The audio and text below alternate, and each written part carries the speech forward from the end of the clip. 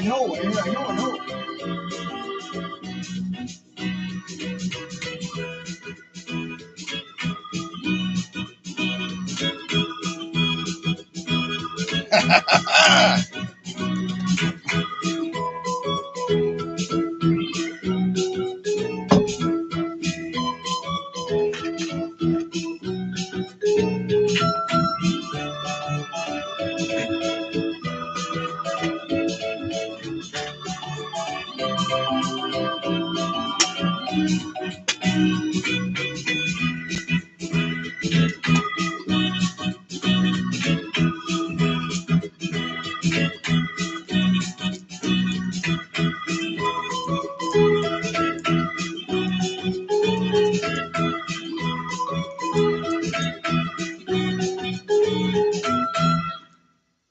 That's it? Really? Come on, give me another song. Give me something. We're just warming up here. We're warming up. Ooh.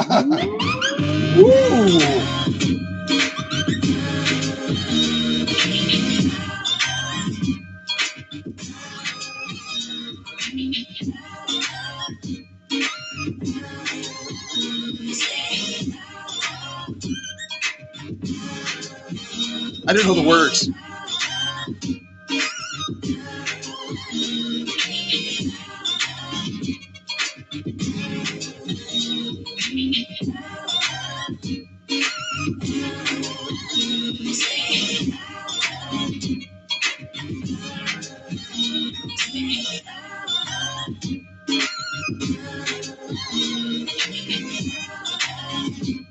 It's a celebration, you guys. Come on, get into it.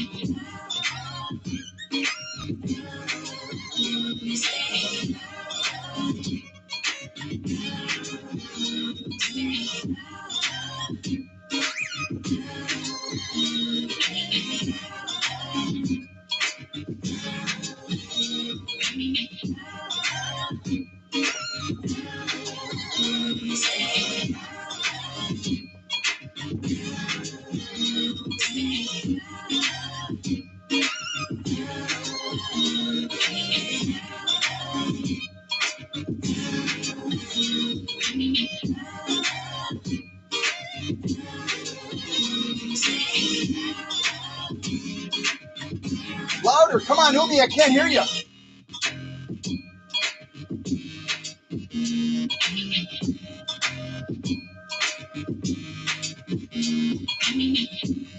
Hey, Veronica and Susie and Emma and Creative Grammy. Aloha!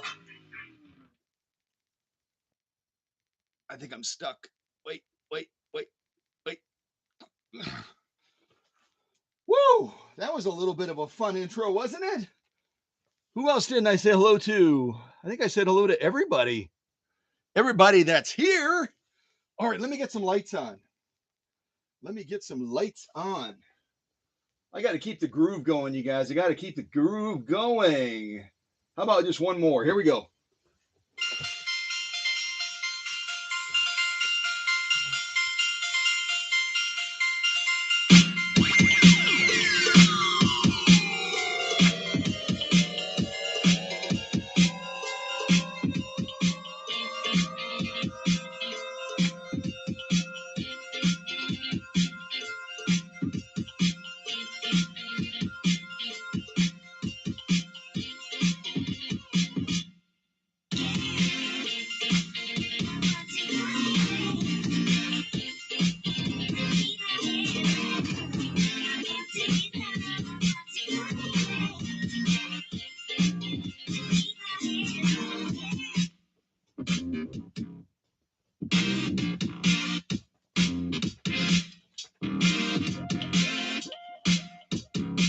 It sounds like a robot song. I can't help myself.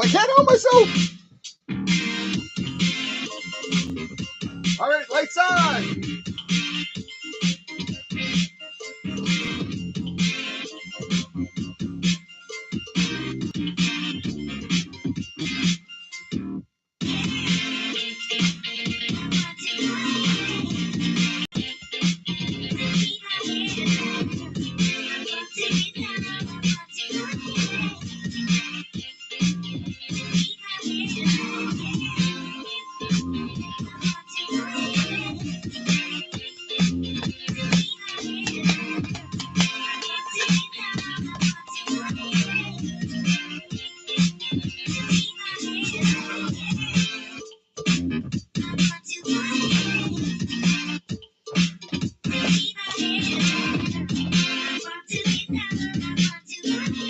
This is called Fly Away if you want to look it up yourself. I love it.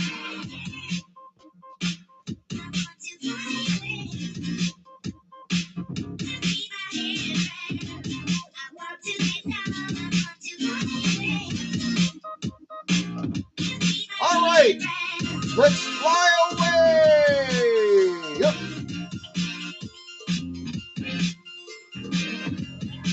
Okay, I put it on pause. I was being a good boy. Although that's some cool groove music, isn't it? That's some cool groove music. All right.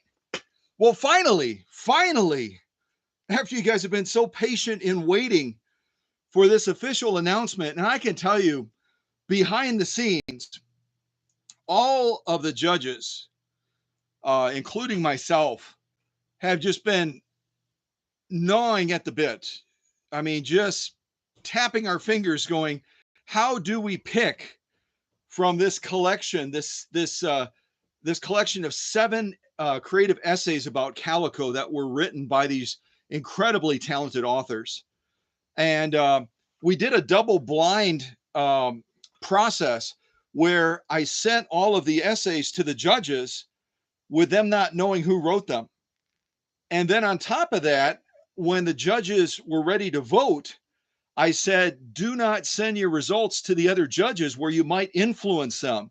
You know, all of these judges are influential people. They others kind of look at them and go, so what are you going to do? What are you going to do? So I didn't want that to be the case. I wanted them to stand alone and decide for themselves after reading through those incredible 7 essays, which 3 they were going to pick. Again, number 1 was going to be the grand prize winner, second runner-up, and third runner-up. And so all of the judges finally got their choices in after all the judges had voted. Then I shared with the judges how the other judges had voted. I think that makes sense. Judges. Yeah, something like that. So really wanted to try to take any bias factor out of this completely. I'm the only one that had to kind of keep myself in check because as the essays came in, I knew who wrote them. And some of the writers were people that I knew pretty well. So I got a couple of notes from judges over the last couple of days since I sent them the results of how the other judges voted. And they go, Scott, it looks like you're going to be the tiebreaker. You're going to be the tiebreaker. What a horrible position to be in, because as I read through the essays and I reread them and I read them again and I read them again and I read them again and I read them again, these are all worthy of being winners. They were all excellent essays, creative, innovative. It created a totally different culture across the board for that little town or village of Calico, whether it was in California or Tennessee or West Virginia. I don't think we ever did West Virginia. John Denver would probably take issue with that, but who knows? And then finally, North Carolina, we did as well. We never did South Carolina or West Virginia. No one picked those as far as the placement of their story. And that's okay. It was up to the writers to decide how they wanted to place that story, where they wanted to place it, etc. So you may have seen it if you do Facebook, you know that today I was on Facebook. I did a couple of posts. One of them was some pictures of me deliberating over the essays, rereading them again, reading them, reviewing them, absorbing them. And I looked at every aspect of the essays and they were all fabulous. They were all fabulous. So if you're one of those authors, I mean, all I can say is fabulous job. Whatever your day job is, you could probably do a little bit of moonlighting as a creative author, maybe a ghostwriter, who knows? But I finally had to choose because I knew that this live stream was coming up. I knew the live stream was coming up and I couldn't put it off any further. So I sat down, I read all of the essays one more time, and then without looking at what the judges had decided, I cast my 3 votes for number 1, number 2, number 3. And it ended up, talk about great minds thinking alike. It ended up that the votes that I cast didn't just break one tie, they broke 3 ties all the way across. That's how close it was. So if you're one of those authors, and you'll notice that I have 3 of the essays over by the city or the village of Calico behind me with little cards on the front of them, 1, 2, 3. So if after I go through all 3 of these essays, if you're not one of those 3, don't say, oh, I blew it. I'm a loser. I lost. It's horrible. Don't you do that for a second. Because if you knew how hard it was for the judges and myself to whittle it down to these 3, you would be like, holy cow, I am glad I wasn't one of those judges. And a couple of you said that over the course of the contest running from around March 15th until March 31st. I had to think about that because now we're in April. But all I can say is it was really tough. So if you stepped out of the shadows into the light and you wrote an essay, you're a winner in my book and certainly in the judge's book. All right, blah, blah, blah, blah, blah, blah, blah. You're like, okay, let's get on with it. Let's get on with it. So let me first of all say hello to some more friends that are in the audience tonight. We've got Chris from the great state of California. We've got Christina from Brazil. We have the Honorable Bill O'Rourke from Kissimmee, Florida. Bill, I love you. You know that. And that's why I pronounced it incorrectly, just to benefit you. We all know it's Kissimmee, Florida. We all know that. All right, who else? Do I have anybody else that I didn't greet already? Anybody else? Anybody else? I think I greeted everybody. I believe so. So in this, and I've got to do something really quick here. Give me a second. I said I was going to do this, and I got to do it while I'm thinking about it. What I just did real quick with a simple, I was going to say a simple click of my mouse, but it was actually like 2 clicks of my mouse. What I did real quick is I made Veronica, who stepped in as a surrogate on Sonny's behalf. And we have new people at these all the time. So if you don't know who Sonny is, you've been living under a rock, because Sonny is a rock star. She's been on the leadership team for Facebook, for the Cow Country page. She is on the leadership team for the YouTube channel. And because of health reasons, she's been struggling with some things. She wanted to take a step back. And I reached out through Facebook. I said, who's willing to step forward as a surrogate judge for this contest for 12,000 subscribers? And Veronica from the great state of Texas straight away stepped forward and said, I'll do it. I'm glad to do it. And Veronica's a busy lady. She's got a family to take care of. She's a teacher, but she said, I'm gonna put my life on pause and make this happen. And she did a great job along with the other judges as well. And just a real quick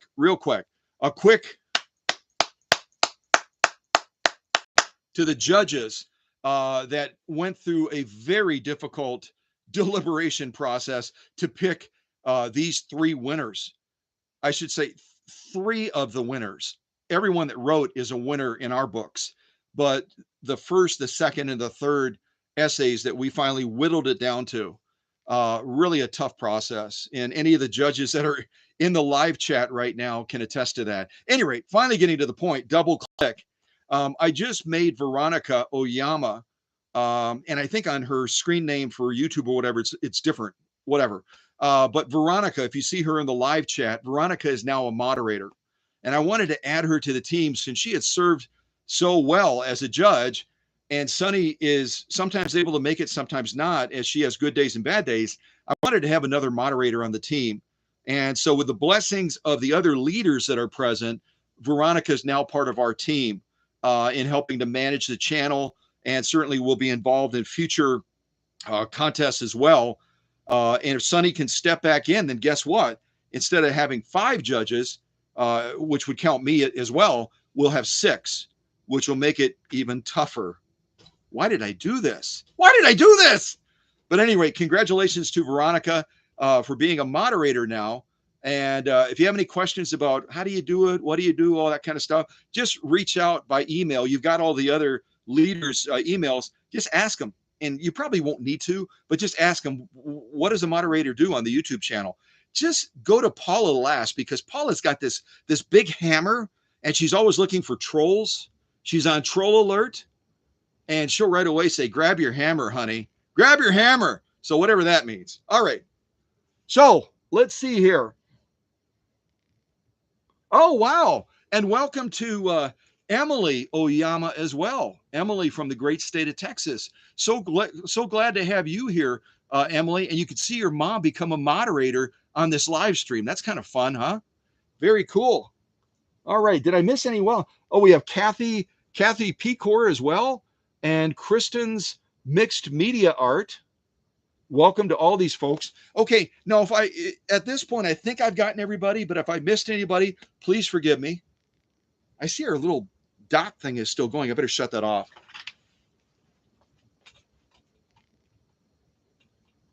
All right.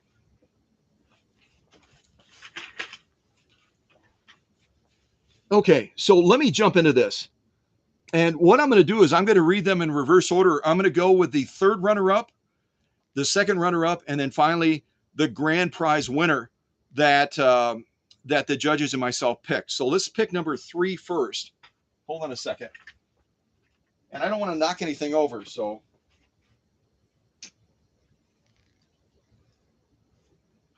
And you saw at the beginning of the live stream, I forgot to write these before the live stream. So I wrote it kind of in the dark with the little dots moving all over the place. So it doesn't look like a 3. Use your imagination. It really is a 3. It truly is. Okay, so third runner-up. And again, this is not like gold medal, silver medal, bronze medal. Everyone that wrote is a winner. But these are the 3 that we finally narrowed it down to. So let me start reading this one, and I think you'll know straight away who it is. As a matter of fact, I'll tell you who the author is after I read it. Yeah, I'll do that. Okay. For my 6th birthday, my Uncle Monty, the Canadian Mountie, came all the way to Calico, North Carolina, to give me a Singer sewing machine, class 15. I knew he wanted me to love it, so I gasped, pretended to understand anything about it, and gave him a big hug. I love it, Uncle Monty. Well, honey, I'm glad to hear that. This particular machine is more valuable than she looks.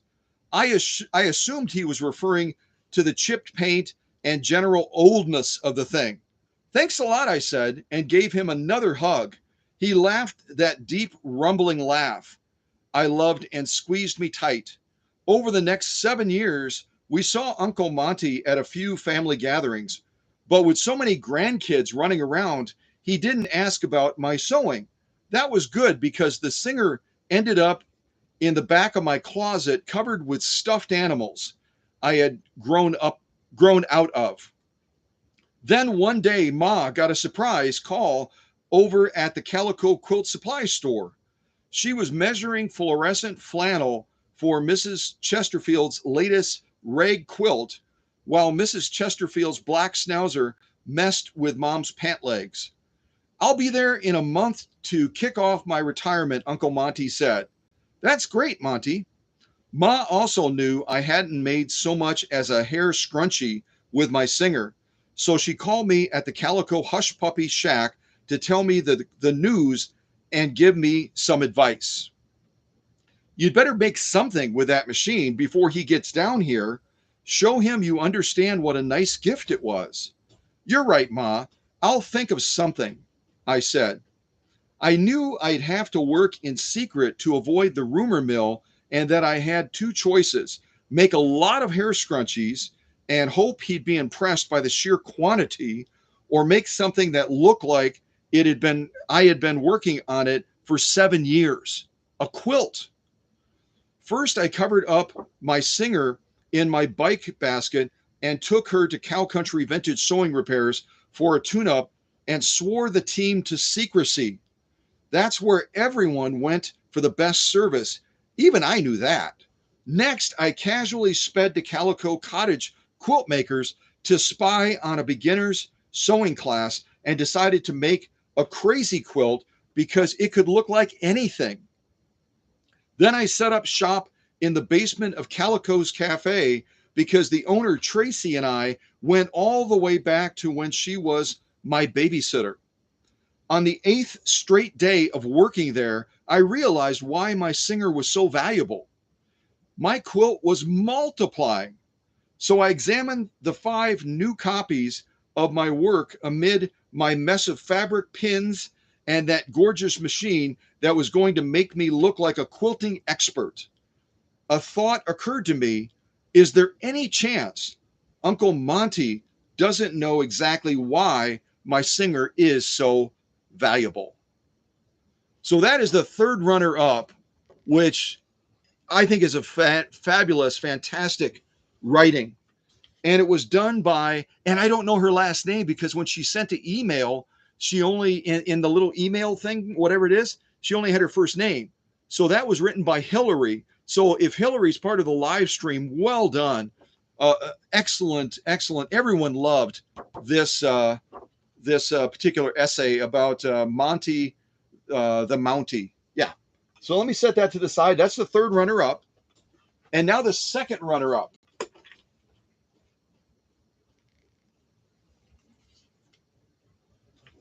The second runner up.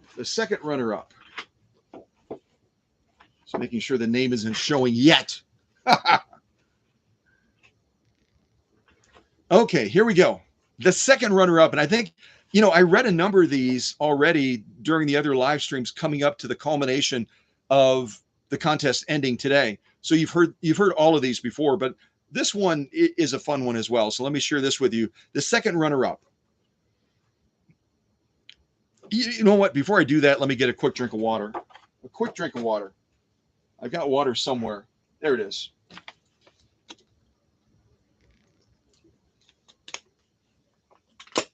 If you've never done public speaking or reading before, especially in front of an audience, it kind of parches you a little bit. So I'm going to try to keep my whistle wet here if I can. Okay, the second runner up, and no, it's not visible yet. Thank goodness. Okay. If you close your eyes and quiet your mind, you can feel the soul and heart of any town. In the California mountains of the Mojave Desert sits the ghost town of Calico. In the early 1800s, Calico was a thriving silver mining town, bustling with the activities of miners and their families. Like everything of monetary worth, the silver once so eagerly mined from the land lost its value. Miners and their families drifted to more desirable places until eventually the little town became abandoned. Calico was a happy place, and despite being labeled a ghost town, fond memories of industrious activities comforted him. Of course, towns can't pull up their roots to chase greener pastures, nor the people they once supported. They are forever bound to the earth to which they were born. Only the sounds of empty wind, transient birds, and an occasional creak and clap of an irrelevant door kept him company. Still, for 120 years, he felt his heart was missing and he longed for it. One spring day, a man and his son took a wrong turn and stumbled into Calico. They were on their way to somewhere when the desert town caught their imagination. Said the man to his son, all this town needs are a couple of clever carpenters. Both made their living building homes, so they stayed to see what could be done with the old buildings. By the end of spring, 2 young families explored Calico. In front of a picnic spread, one family said to the other, all this town needs are farmers to plant fields and vegetables. The families sent for their equipment and seeds to see what could be planted. Summertime brought 2 roommates looking for an adventure. One roommate said, all this town needs are sewists to make clothes, quilts, and textiles. As it happens, they were both good with a needle and sewing machines. They even hung a quilt shop's shingle. Soon, skilled crafters were drawn to Calico, artists, painters, teachers, and quilters. A quaint barn houses a talented mechanic, which keeps the cars running. Excuse me. A pie shop that boasts the largest, sweetest pies in the country is snuggled next door. The woman who owns the mercantile tends the register while her shy son stocks shelves, sweeps floors, and feeds the store cat. Greeting visitors at the town entrance sits Cow Country vintage sewing machines and restoration. The shop keeps the sewing machines humming while Scott and his entourage are the welcoming committee for advice and friendship. Cow Country is the hub of the town center. Everyone who walks through the doors visits long and leaves with a smile, and often a vintage sewing machine. Ghost was dropped from his name as Calico was transformed. Those who brought their gifts to the town worked with their hands and spirits to reimagine and rebuild a community. Calico knew that community is what makes up the heart of a town, and Calico's was beating again. So, another great essay that ended up taking second runner-up place, and it was written by none other than Chris. Come on, let go. Chris McLaughlin. I hope I'm saying Chris's name. Chris, if I'm saying your name wrong, please forgive me.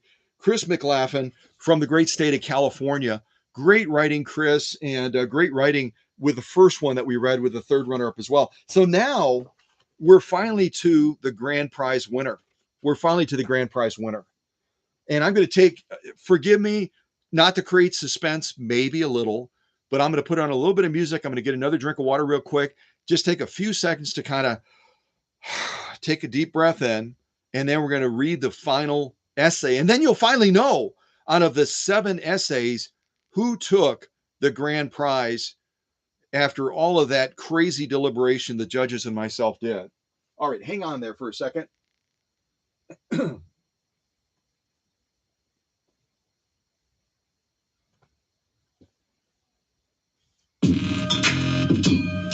Wow, that's a break song?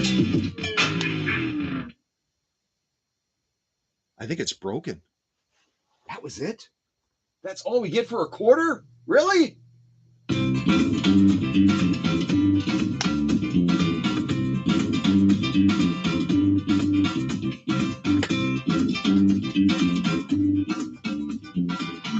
All right, if you're sitting, get up and dance a little bit. Come on, you guys, come on!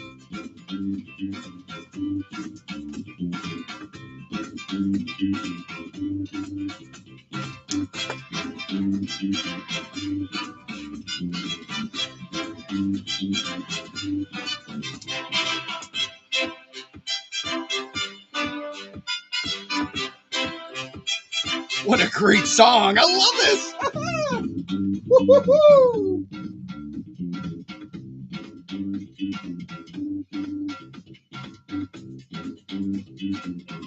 And this one is called Beachfront Celebration Latin. You can kind of tell the Latin flavor, right?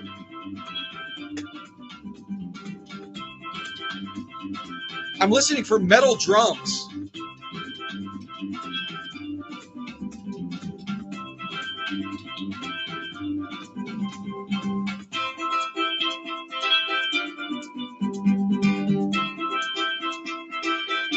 What do you think, guys?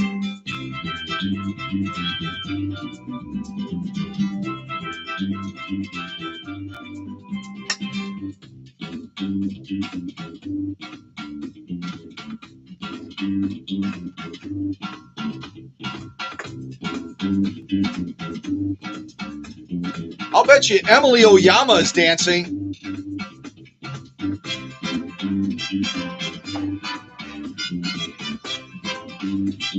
All right, let's pause the music. It's hard to do. I love this song. I love it. 3, 2, 1. All right. So the final one. And again, I want to reinforce again, this was not easy. I know Bill is present.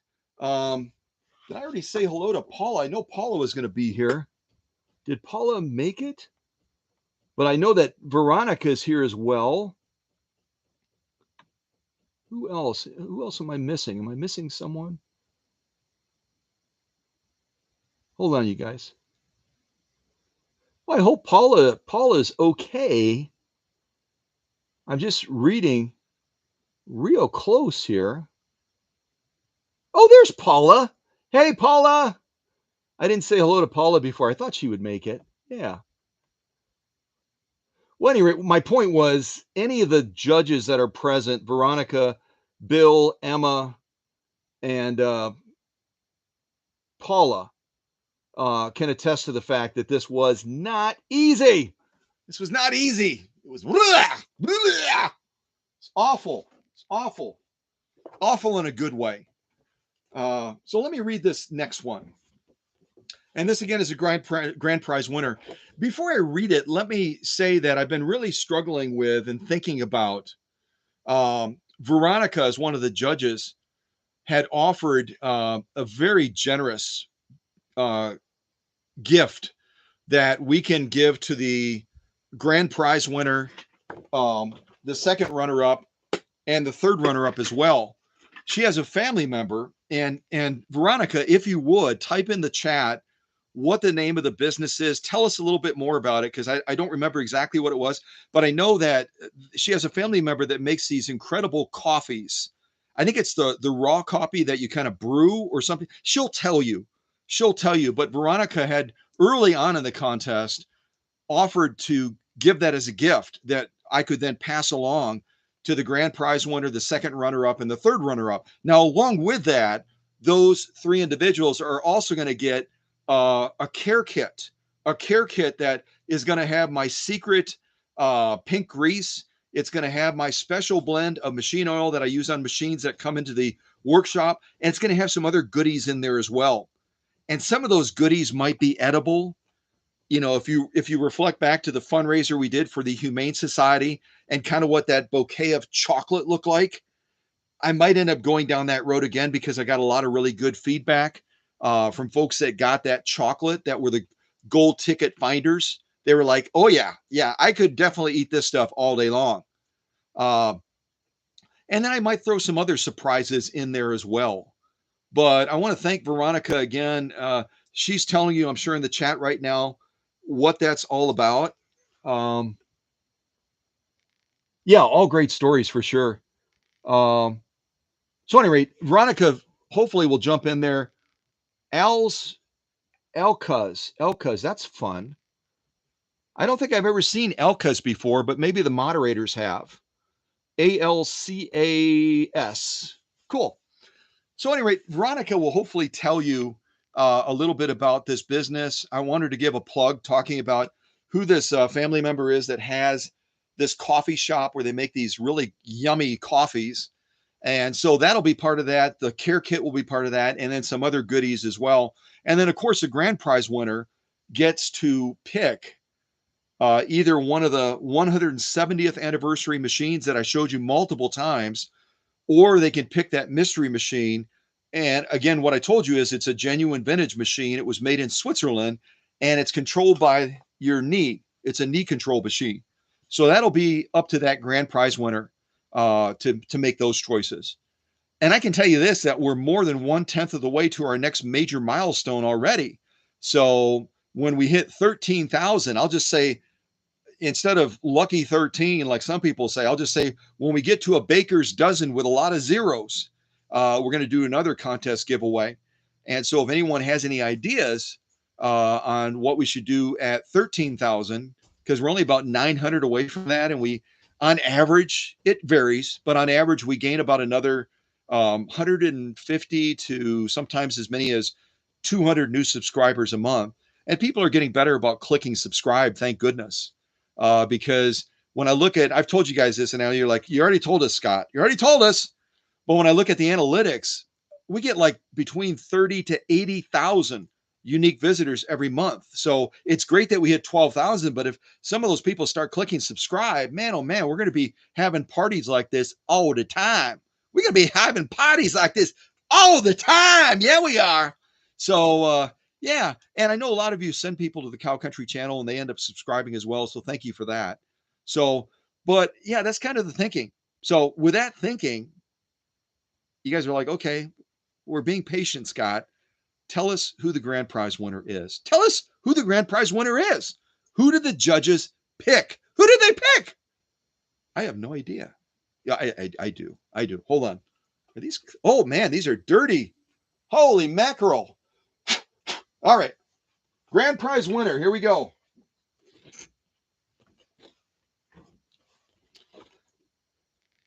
It's so quiet in the workshop right now. This is ridiculous.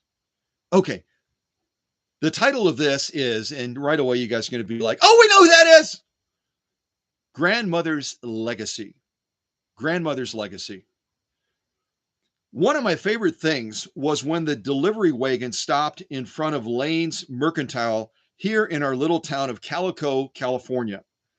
I'm not sure who gave this rough and tumble little mining town its name.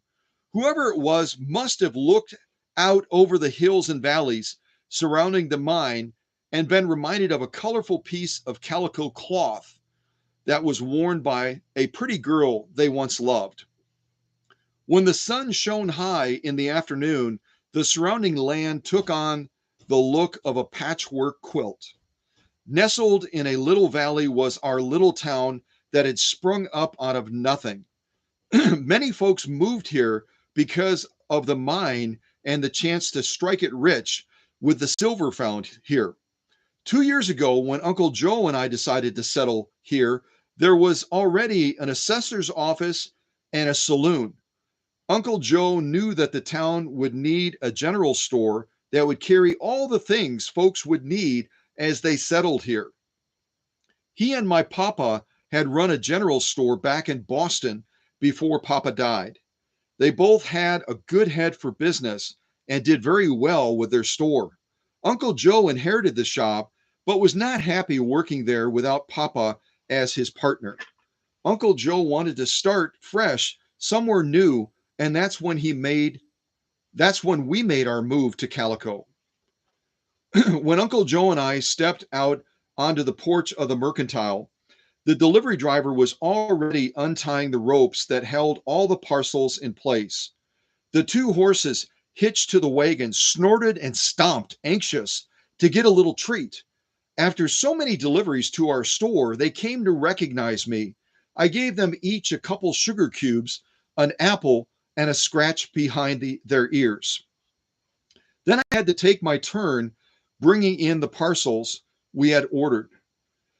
I managed all the smaller and lighter packages that I could carry and piled them up onto the counter inside. Uncle Joe and the driver hoisted boxes and barrels of supplies and carried them to the back of the store. There was one item on the wagon that was carefully wrapped in a thick blanket tied with rope. It wasn't very big, but was too heavy for me to lift on my own. Uncle Joe lifted it from the wagon and carefully placed it on the counter inside. Just then, our friend Scott Geller arrived to see what had just been delivered.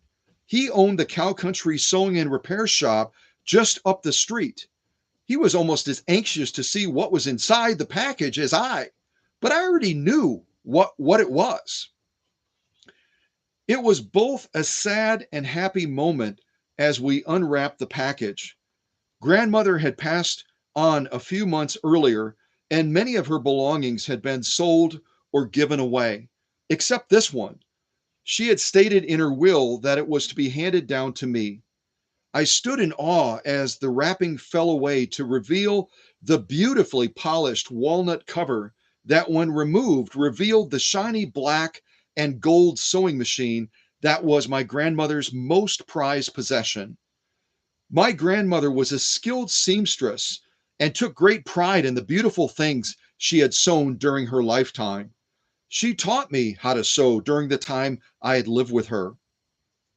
My eyes welled up with tears of those memories as I ran my fingers over the glossy black finish and golden swirls decorating the wondrous machine. It could be cranked by hand using the pearly white handle that made the needle go up and down through cloth that would become something wonderful to wear. Frilly curtains or a patchwork quilt. My heart was filled with pride knowing that this lovely machine was now mine to use, and I could continue on with my grandmother's legacy. An excerpt from Sarah Lane Macaulay's diary, May 5th, 1884. So those are your, I'll just say those are the three winners that we've identified. Again, all of the authors that wrote every single one of the judges was drooling over your words. Literally. I mean, it's still a little bit wet. It is. But in all seriousness, the authors, all of them, did a fabulous job. So, oh, I got to tell who wrote it, don't I? Ha ha ha! Grandmother's Legacy was written by Kathy Pecor. And Kathy is in the live chat if you want to congratulate her as the grand prize winner. Kathy Pecor wrote Grandmother's Legacy. And again, a huge kudo to my dear friend Chris McLaughlin of California, who wrote Heartbeat of a Town, and also Monty the Mountie, written by Hillary as well. All three of these just, I mean, they just capture the hearts of each and every one of the judges. They truly did. And along with the other writings as well that I'd like to give an honorable mention to. Let me step over and grab them real quick. Hold on.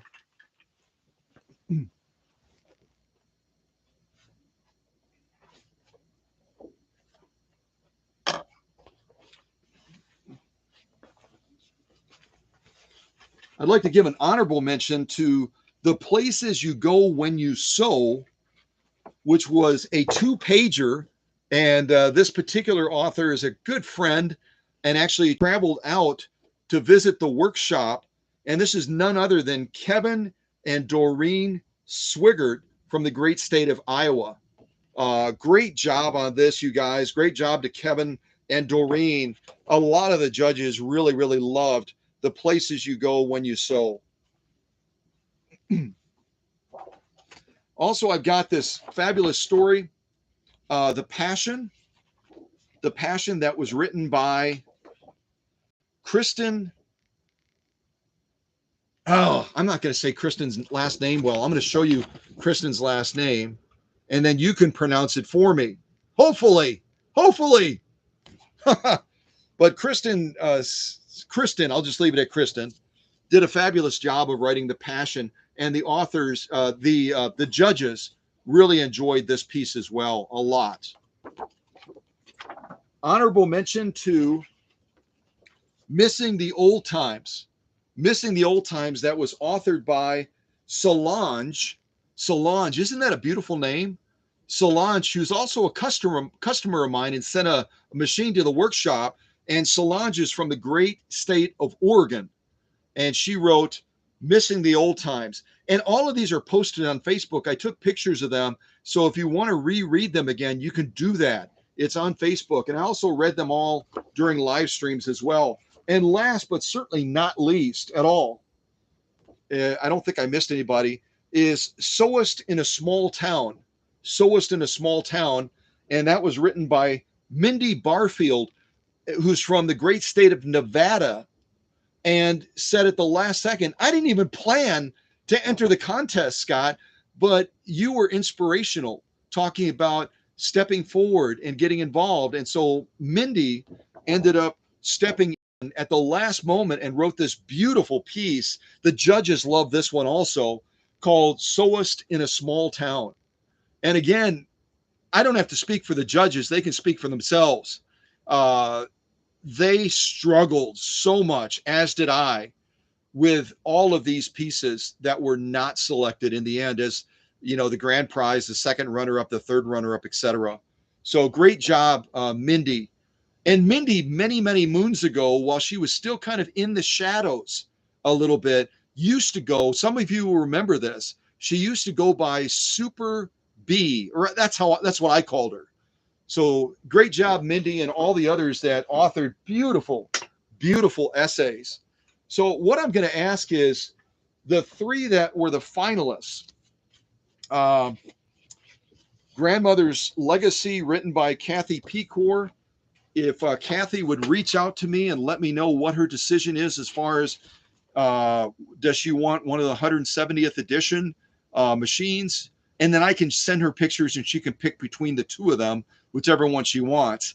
or does she want to go with the mystery machine? And I'm not going to tell her what the mystery machine is. She's going to have to, kind of like behind door number 1, door number 2. What do I do? What do I do? That'll be up to Kathy to decide that.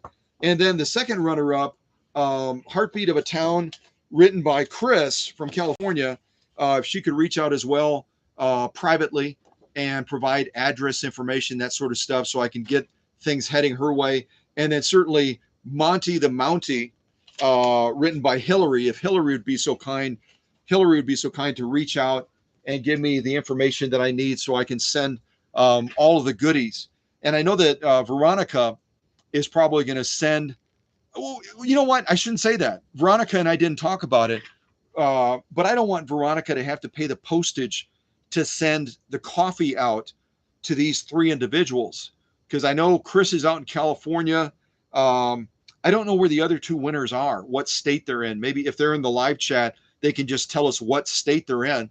But if Veronica wants to send me the coffee, however it's going to be packaged for the 3 winners, then I will send it out from the workshop to the winners themselves. That would be super awesome.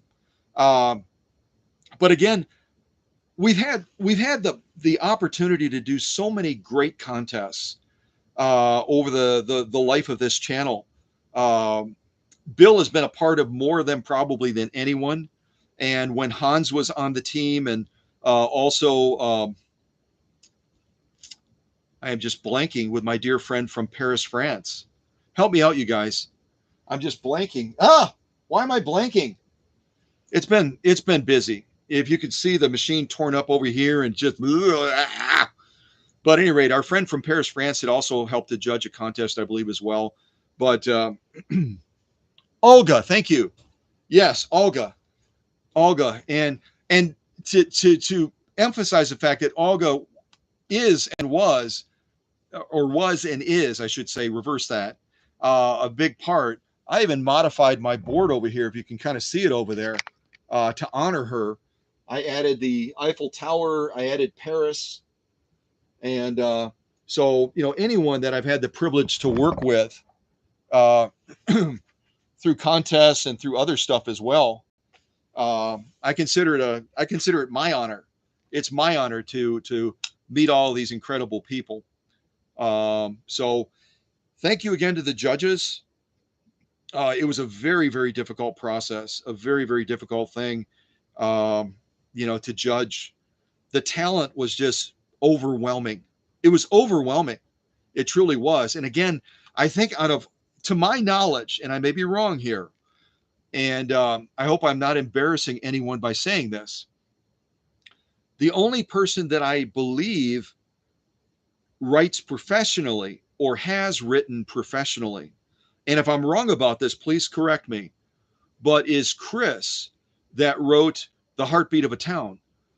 She has a couple of businesses. She's an entrepreneur out in California, and some of them they're writing based.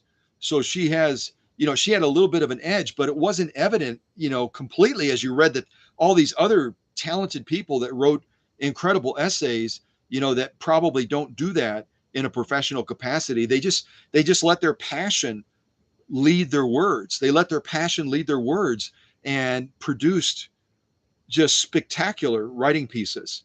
So I'd like to give the judges the opportunity, if they want to, in the chat, type anything that they want to share with any of the authors, or in particular the 3 that we whittled down to, Hillary and Kathy and Chris. But if they want to share anything, and they probably already have, because that's the way they are. As soon as they knew who had written it, they probably already were jumping out. But again, if they didn't for whatever reason, feel free to share that as well. So anything that I missed? Did I miss anything about the contest? We know who the winners are now. All of the authors are winners. As a matter of fact, you know what? I'm thinking about something. I'd like to ask, and it's up to them, but I'd like to ask the other 4 authors that were not selected, The other 4 authors that were not selected, I like to ask them to contact me privately as well with their address because I have something special that I want to send to them also. I don't want to leave anyone out of this because it was such a great contest. It was such a fun contest to do. It was such a neat experience to see what people would come up with. I didn't give you guys many parameters. When we did Bill's contest down in Kissimmee, Florida, when we did other contests, we had a lot more rules and regulations. This one was kind of a little bit open ended. There were a couple of little touch points that you had to do, but other than that, it was kind of up to you on what you wrote. Even the boundaries of the number of words from 100 to 500 ish. So you know, you guys just shined, every single one of you, every single one of you. Let me see what people are writing because I haven't looked over here for a while. Oh, Christina, I'm sorry, Christina in Brazil. Apparently, I haven't been looking. I have not been looking at the chat.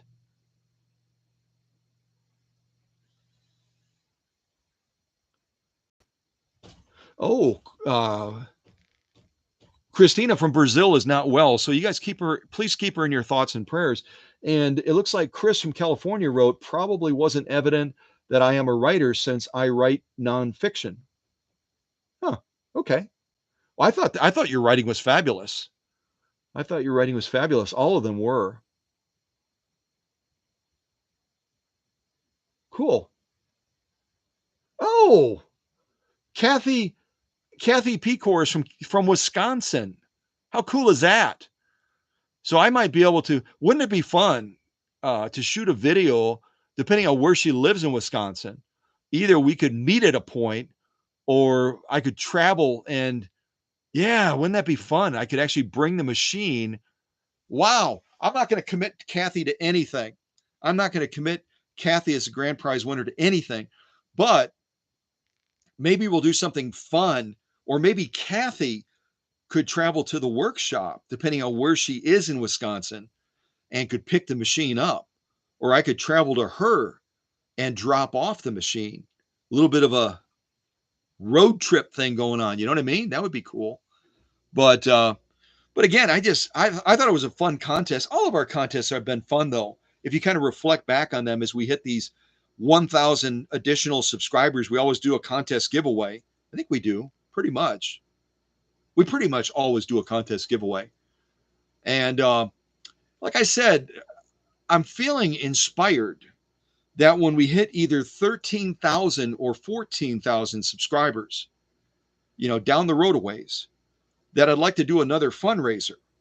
And I would like it to be centered on helping women and children that are in difficult situations. I talked about this a little bit. You remember? I just felt like that was something that we should step behind and should step forward in support of. And I'd like your thoughts on that as well. You can just reach out. You can text me. You can email me. You can Facebook message me or whatever, and let me know if you have additional thoughts on that as a fundraising future opportunity. We've supported a history museum. We supported a humane society. And now I'd like to look at us seeing if we can find a creative way to support women and children in need. There's battered shelters. There's a number of different things out there that I think, especially just coming out of March, that was Women's History Month. I think that would be a fitting thing to consider.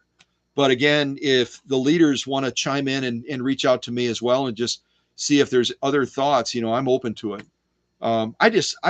I'm in awe. I'm in absolute awe of all of you, and even those that are not present right now, that are so generous in your spirit and always step forward when I bring a cause to your attention. We set a certain goal for the History Museum in South Bend, Indiana, and we blasted the goal out of the water. We set a certain goal for the Humane Society that Hank came from, Heroes for Hank, and we blew that out of the water as well. We ended up exceeding that goal by like $1,400. So, and it's not just about the money, it's about what does the money do to help these causes. You know what I mean? So I would love to see if we could come up with something to support women that are, in difficult situations. Maybe they're in shelters or whatever. And oftentimes, let's just face it, when women are in bad situations like that, there's children involved too. You know what I mean? There just are. There's children involved. So maybe we can look at something we can do there. That's just a thought. Just a thought. Yeah. All right. I'm going to look at the chat, see what else we got going on. Emma. Oh, and thank you to Emma. Emma is helping to translate. If you didn't realize it, Christina is from Brazil. Their native tongue there is Portuguese. And Emma is using Google Translate to share with us what Christina is sharing and then to, respond back to Christina in Portuguese. And that's really, if you were to say, Scott, can you summarize Cow Country? Can you summarize Cow Country? Probably not. Some of the leaders on the team could probably summarize what I do or what Cow Country is better than I could. But I can tell you this, that we want people to feel welcome. Anyone that comes to a live stream like this, anyone that's part of that chat that you can kind of see there right now over here on the side, this over here, anyone that steps out of the shadows and joins this chat is taking a risk. They're taking a risk. They're courageous. And many people that are very prominent in the chat now were not always out there in the chat. They were in the shadows. But anyone that takes that step, I never want them to be fearful. I never want them to say, if this is a live stream about a sewing machine and Scott asks us a question about the history of that company, and I jump out and I answer that question and I get it wrong, are people going to pounce on me like they do in some of the Facebook groups where you've got these aristocratic know-it-alls that think that they're always a teacher and never a student? Well, that's not our culture at Cow Country. At Cow Country, we're sometimes a teacher. We're always students. We're always learning. I'm always learning. I don't have all the answers. I'm not a sewing savant. I wish I were. I could just, reach over here. I hope I don't knock this over. I could just reach over here, this magic lamp that I brought back. It was made in Egypt, and I brought it back from Saudi Arabia. And no, it doesn't have the ashes of a loved one in here. No, don't go that way. But, I wish I could just rub this lamp and a genie would come out and say, what are your 3 wishes, Scott? I want all the knowledge about sewing and quilting and all that kind of stuff. It's not going to happen. It's not going to happen. So, but thankfully, I don't need this. I don't need it because I have all of you with all of your experiences, all of the things that you've touched in life, and we share that, and it makes us all better, doesn't it? It makes us better. It just does. Yeah. So, all right. Blah, blah, blah, blah, blah, blah, blah. It's getting late. Here in Wisconsin, and Kathy Pecor would know this because she's in Wisconsin. It's going on 8 o'clock, which means our folks that are on the East Coast, it's 9 o'clock. I don't know what time it is for Christina. Would someone, just for our sake, put in the chat, what time is it? That was fun. What time is it in Brazil right now? What time is it in Brazil? I'm just curious because Christina is engaged in a conversation with us right now. She's either a night owl or she's an early bird. I have no idea what time it is in Brazil right now. Is someone going to type it in there for me so I know?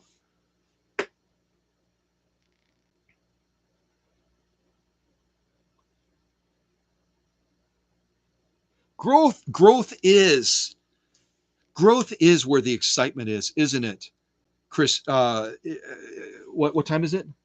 Oh, it's 10 p.m. That's not totally absurd, is it? 10 p.m. isn't horrible, awful. Yeah, that's not horrible, awful. And I can see right now, Veronica provided that answer. Thank you, Veronica.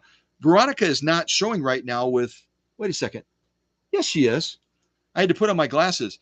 So you can see the little wrench. The little wrench, if you're brand new to the Cow Country family, the little wrench next to somebody's name means that they're a moderator.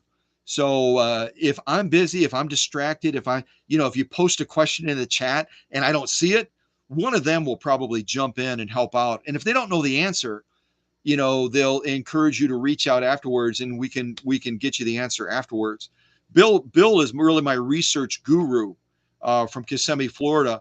When we get questions that come in through the Facebook page, and I just sent him a question recently, and he's funny. He's like a little kid in the candy store when we have somebody that reaches out from somewhere around the world with a question, a really tough question that requires a lot of research. Bill doesn't feel daunted by it. He gets like, really? Can I? So it's kind of fun. Bill loves research. He's a research guru.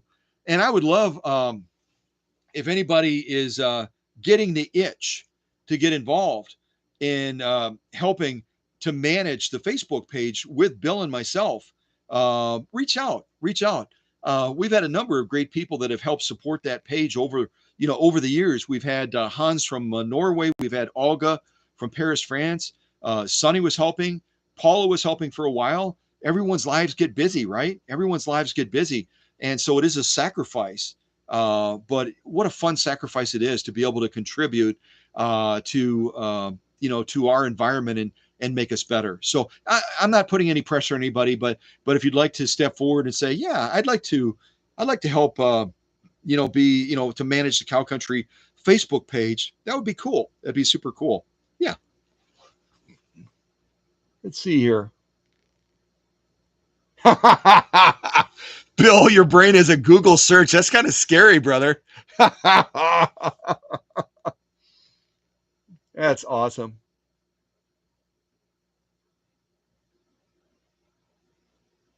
Yes, Paula. Paula, I haven't forgotten your 201-2.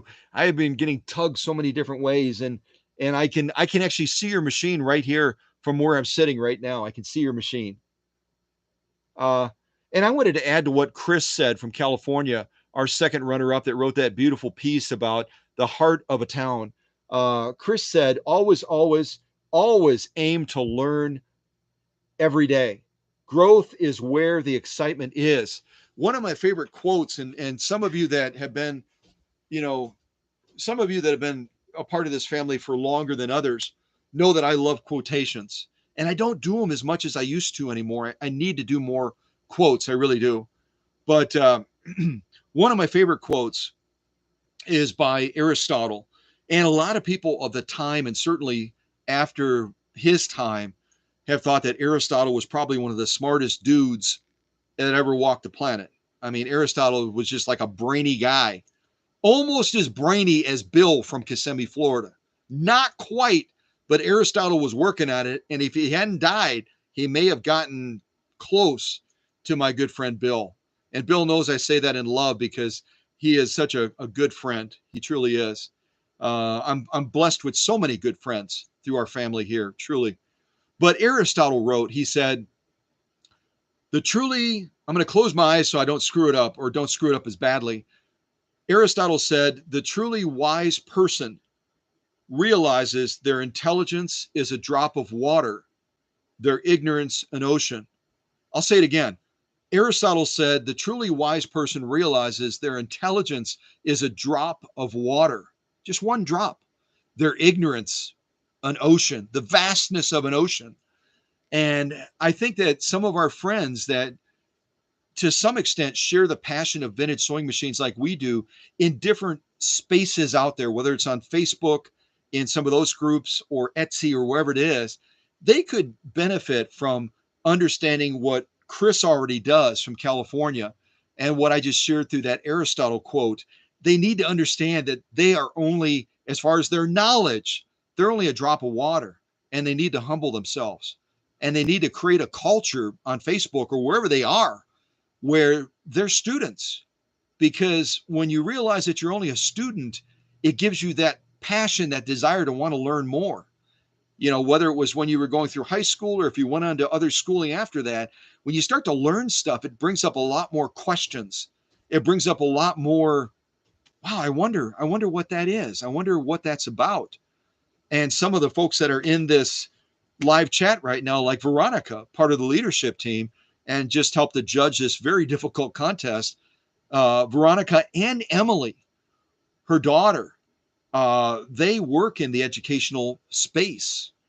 And so, I mean, they could be the first ones to say, wow, yeah, we're working in education and we don't have all the answers. Sometimes our students might think we do, but we don't. just like a lot of my fellow students that come to live streams like this and other things that we do at Cow Country. I've had people that reach out to me, and I'll laugh. They'll reach out and they'll go, "I can't believe I'm actually talking to you. I can't believe I'm actually on the phone with you, Scott." I bring them back to ground zero real quick and just say, you know what? Thank you for that, but I'm still learning. I'm still a student. I am still a student. And I recently had a fellow that brought a machine to the workshop, and um, Andres, he goes by Andy, and Andy pulls in, and I go out to greet him, and Andy says something to the extent of, and Andy, if I'm getting a little bit wrong, forgive me, but he's carrying his machine up. We're getting ready to head into the workshop, and he goes, "I have to say, this is the first time that I met a YouTube celebrity," or something like that. And I said, "Gosh, I hope I meet one someday. I hope I meet a celebrity someday on YouTube, because I don't think of anything that we do as a big deal other than the fact that we're sharing information back and forth, and we're learning together, and we're discovering new things, and we're discovering the greatness of machines that were written off by people sometimes as junk, or as Alex Askarov would say from the UK, as machines that should go in the dustbin." That's what we're all about, is bringing greatness back to machines that have been forgotten, bringing greatness back to machines. And those might be newer machines like this one right over here on the workbench that's torn apart. That happens to be a Janome that has a number of issues going on with it right now. And some of you know I've got a partnership. I've got a partnership with Joanne's. That's located all over the country. But my partnership is local to Marinette, Wisconsin.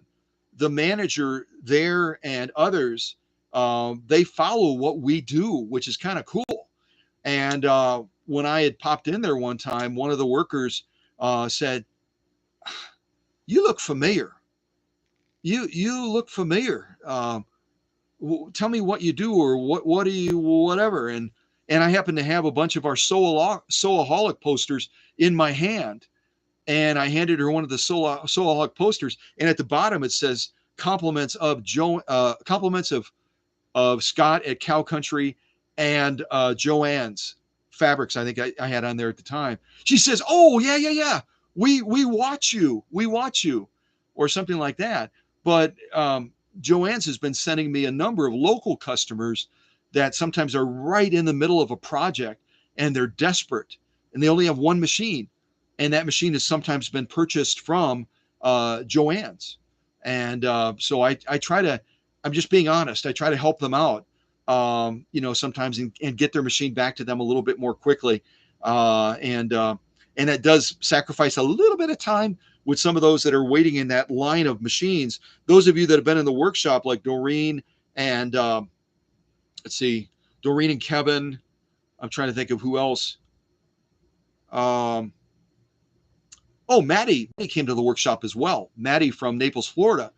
And they walked into the workshop, and they're looking down this long line of machines that are leading up to the workshop benches. And they go, "Are those the machines that are waiting?" I said, Yep. And they always reach out with their little bobbin fingers. Every time I walk past them, like, "Is it my turn yet? Is it my turn?" Not yet. I wish I had more hours in the day, and I wish I had more energy. I do, but I don't. So I just do the best I can. So, but at any rate, I could blah, blah, blah all day long. We've been going about an hour and 10 minutes. I want to wrap this up to honor those folks that it's later than here. It's going on a little bit after 8 o'clock in Wisconsin, but it's much later for East Coast folks. It's much earlier for West Coast folks, or folks that are that direction. But it's thank you to everybody. Thank you to everybody. Thank you to the authors. Thank you to those that will hopefully, as they look at the copies of the essays that I posted on Facebook, hopefully you'll post some kind remarks to these authors so that they realize the greatness of what they authored. They realize the greatness of what they created to make this town or village of Calico that they made. I hope that y'all put your life on pause and look for that post. It should be the very first post right now, and give feedback to those authors so that they can realize what a great job they did. Every single one of them, every single one of them. And again, to the 4 authors that were not picked as the 3 finalists, would you consider reaching out to me privately and give me your address information, your name, all that kind of good stuff, so I can send you something special? Would you do that? Okay. All right. All the blah, blah, blah, and blah, blah, blah. I'll look at the chat real quick. If there's nothing I have to respond to, then I'm going to crank on some music. I'm going to put my fun little strobe light back on, get my groove on. And if you're behind the scenes right now, wherever you are, whether you're in Brazil or anywhere else, Christina's not feeling well in Brazil right now, so she might not groove with me. But if you want to just get up and stretch your legs and groove and kind of, do a little rock to the music, that would be cool. That would be totally cool. All right. What do we got? Oh, you guys, thank you to all of you. Thank you to all of you. I appreciate those kind words. Yeah, I appreciate those kind words.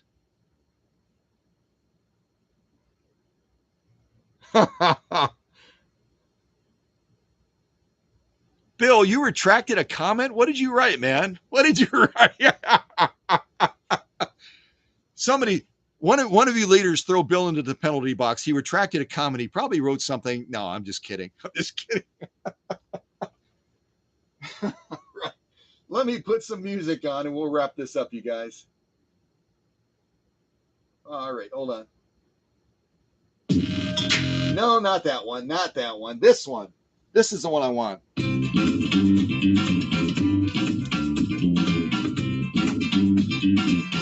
All right, here we go.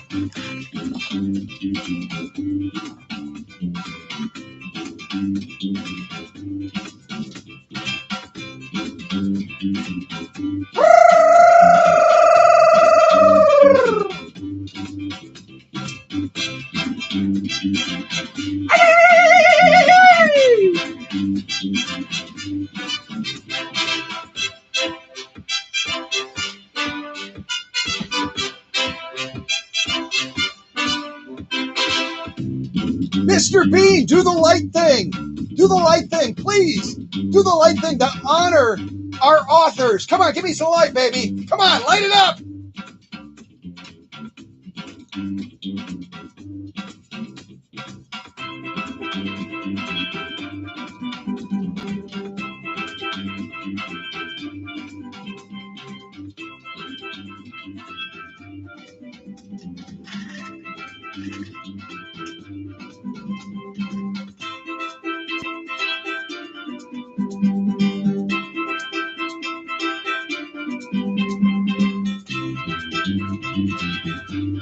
It's actually me.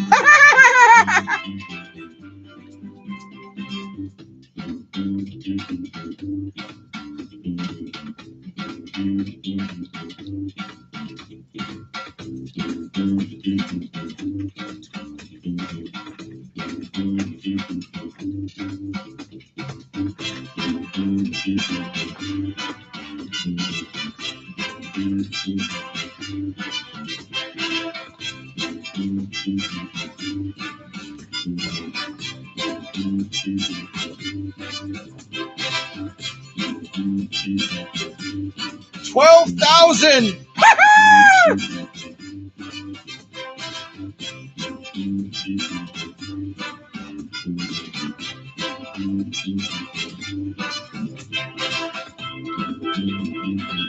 I'm going to end the live stream pretty quick. Thank you to everybody. Thank you, thank you, thank you, thank you, thank you, thank you, thank you. Remember, the chat stays active, so if you're in the middle of talking to somebody, wrap up that conversation. Yeah, yeah.